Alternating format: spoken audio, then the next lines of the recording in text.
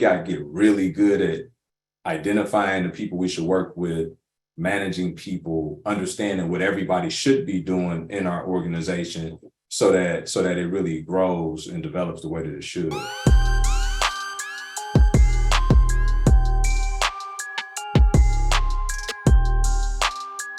How do you conduct a comparative analysis on multiple markets to prioritize and select the most promising investment strategy?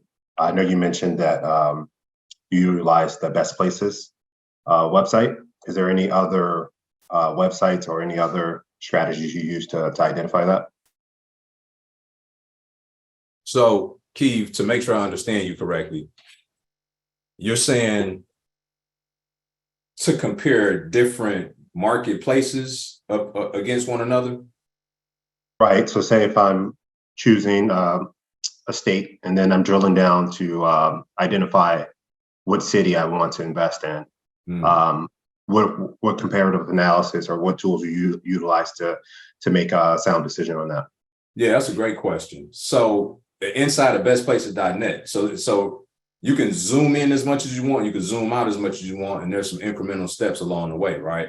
So in doing that, I can get into, before I even get into a zip code, let's just say I know the city I desire. I get into that city.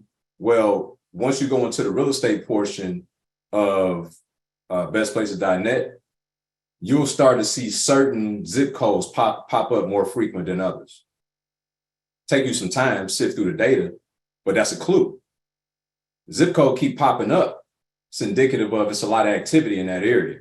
So even if I don't know what zip code I want to go into in that city, I got a clue. It's a lot of activity going on over here. I start clicking on the various listings that pop up in those zip codes, and I can see some distressed properties.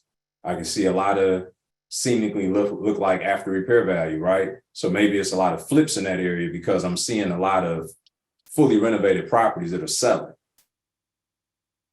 So then when I zoom into that market, now all of a sudden I connect with agents and I'm like, hey, send me properties up to this price. You got a clue because you're seeing how many properties are kind of popping up in that zip code, and you also seeing the price points that they're selling for. So if you got a lot of properties showing up in 48716, and you know the common theme is like 300 to 350 on the sales price, then that means you probably want to go into that market and see if you could find something 150,000, 200,000 right below the median, because then you know what your exit is going to be. Now, once you get there, that agent will be able to extract real data from the MLS to better support whatever your theory or narrative is. But these are all clues as to how you start walking through that process. When trying to locate the owner of the property, what is the best site to utilize?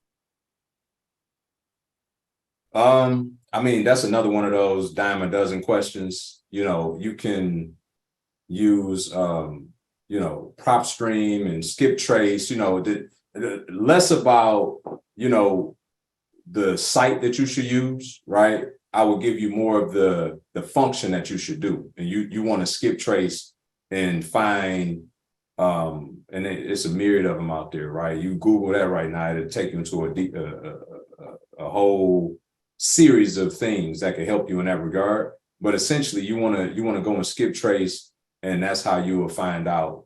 Essentially,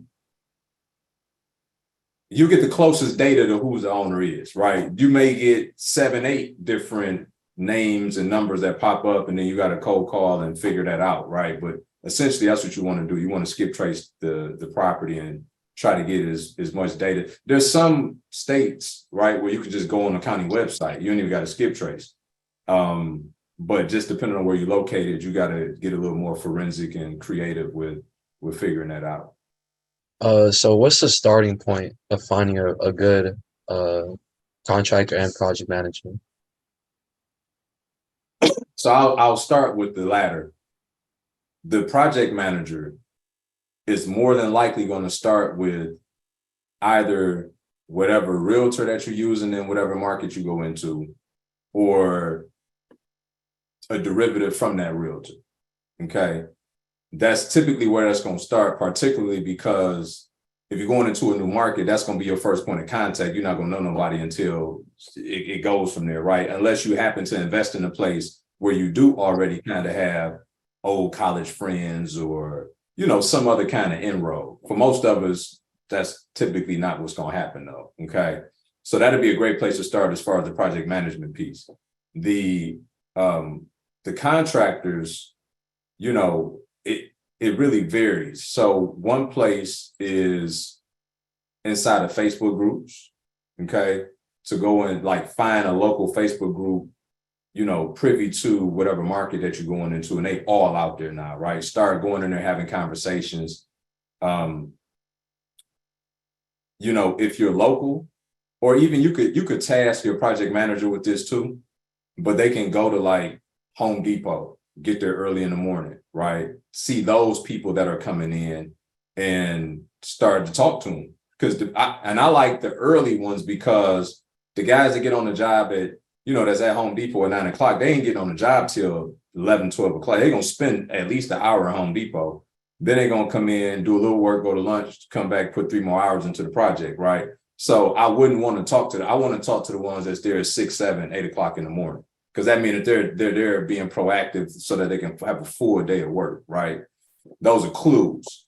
You can also go to like the Pro Desk, right? The Pro Desk, I think Pro Desk is Home Depot, Lowe's is more like, they got an equivalent of a Pro Desk, but all that is they the gatekeeper of people that come in and make large orders.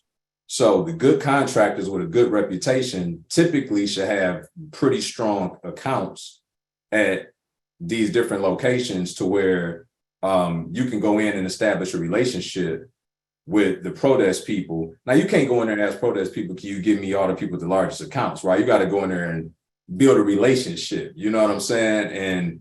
And build some rapport. And then like, man, you know, I'm trying to buy like 5 properties in this area. My biggest bottleneck is contractors. You know anybody good? Well, I can't necessarily say, you know, verbatim, but I can tell you about, you see how that go? So 90% of what we do is relationship building. And I'm going to be teaching y'all a lot of that this week, because everybody's so excited. Let's go get the bag, and we're going to do that. But there's a way in which you need to go about doing that, because it's 90% people oriented. So we got to get really good at identifying the people we should work with, managing people, understanding what everybody should be doing in our organization, so that it really grows and develops the way that it should. Okay, for sure. And this last one, Anthony, if you are local, if it is in your local market, because I'm gonna show you guys, you can actually do remote investing in your local market. You don't have to like do what everybody else does. If it's local in your market, always a great place is because if you're in an active market, you should see dumpsters and stuff going on in that marketplace. The best business card is seeing them really at work. You know what I mean? You could work. Contractors ain't monogamous. You know what I'm saying? They cheat on everybody. So you could walk up to them while they're working on another job site and, you know, get them to tell you what they got going on and see if they got the capacity and that type of thing. For sure. Sounds good. And my follow-up is in your book, you talked about how once you hire a contractor, you know, you gotta like kind of interview them, and you said that ask them questions, like find out where their jobs are at, and then show up unannounced to see if they're actually working. Is that something that you could actually do? I thought that's pretty like invasive. I don't know if I'm gonna get the best reaction to that. Like, how does that work? What's invasive is them stealing your money. You know what I'm saying? Yeah. That's invasive. Yeah. Like, yeah, you gotta absolutely. And I'm telling you, our students do it every single day, and they don't get any pushback. If you get pushback, then that's a clue, right? Yeah. But likely they're trying to obscure something, you know. Yeah. So it's like, no, you doing 10 projects? Cool. Just let me get the address to like 2 of them. I'm gonna ride by a couple of them, just check it out. Right. If they smart, they'll try to cover their bases in as much as they can, right? But if their operation is too loosey-goosey, they won't even be able to pull it together fast enough, especially not knowing when you're gonna pop up, right? The importance of doing that is to do it impromptu when you do choose to do it, you know. So if a contractor ever like, meet me at this property, that's cool. But that's one of many I'm gonna meet you at this one, and I'm gonna explore some other ones on my own. I typically like to try to meet the contractor initially, like coffee or break bread, like something away from the projects. And then once you get the addresses, then you go or send somebody to pop up on said locations and see how they really maneuver. And I almost could tell that you read the book. It was funny that you said that when the initial question came out. So shout out to you for taking action and reading the book, man. Appreciate it. Appreciate it. Yes, sir. And that's pretty much it. Thank you. Okay.